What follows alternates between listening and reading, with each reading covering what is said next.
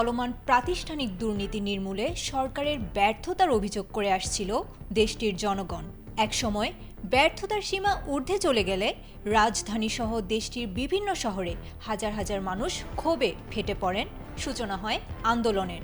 শুরুর দিকে এটি দুর্নীতিবিরোধী আন্দোলন হলেও দ্রুতই তা রূপ নেয় সরকার বিরোধী আন্দোলনে। আন্দোলনকারীদের মধ্যে উল্লেখযোগ্য সংখ্যা ছিল তরুণ ও শহুরে পেশাজীবীর, যারা দেশটিকে মাফিয়া মুক্ত করে একটি স্বাভাবিক ইউরোপীয় দেশ হিসেবে দেখতে চান।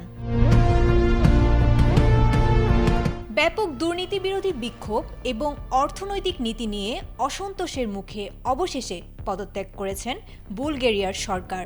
বৃহস্পতিবার প্রধানমন্ত্রী রোজেন জেলিয়াসকভ টেলিভিশন ভাষণে এই ঘোষণা দেন। এদিকে 2026 সালের 1 জানুয়ারি ইউরোজোনে যোগদানের কথা ছিল এই সরকারের। তবে দুর্নীতি রুখতে ব্যর্থ হওয়ায় ক্ষমতায় আসার প্রায় 1 বছরেরও কম সময়ের মধ্যেই রোজেনের সরকারকে বিদায় নিতে হলো।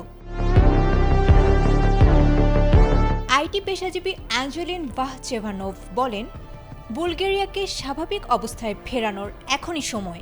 আমরা যেন অলিগার্কি, মাফিয়া ও তাদের প্রতিনিধিত্বকারী শক্তির হাত থেকে মুক্ত হতে পারি। সরকারের পতন ত্বরান্বিত করে 2026 সালের ইউরোতে অনুমোদিত হয় প্রথম বাজেট পরিকল্পনা। এই বাজেটে সামাজিক সুরক্ষা খাতে ব্যয় মেটাতে কর ও লভ্যাংশের ওপর শুল্ক বাড়ানোর প্রস্তাব করা হয়েছিল।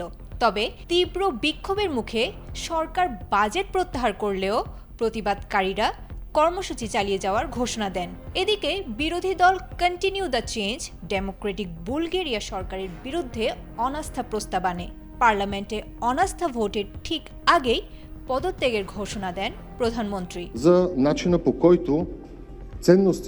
ইউরোপীয় ইউনিয়নের সবচেয়ে দরিদ্র ও দুর্নীতিগ্রস্ত সদস্য দেশ বুলগেরিয়া, যেখানে গত 4 বছরে 60টি জাতীয় নির্বাচন অনুষ্ঠিত হয়েছে।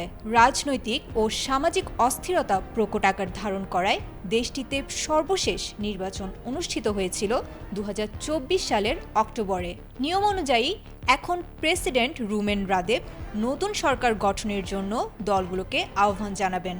ঐকমত্যে পৌঁছানো সম্ভব না হলে তিনি একটি অন্তর্বর্তীকালীন সরকার নিয়োগ দেবেন, যা নতুন নির্বাচন না হওয়া পর্যন্ত দেশ পরিচালনা করবে।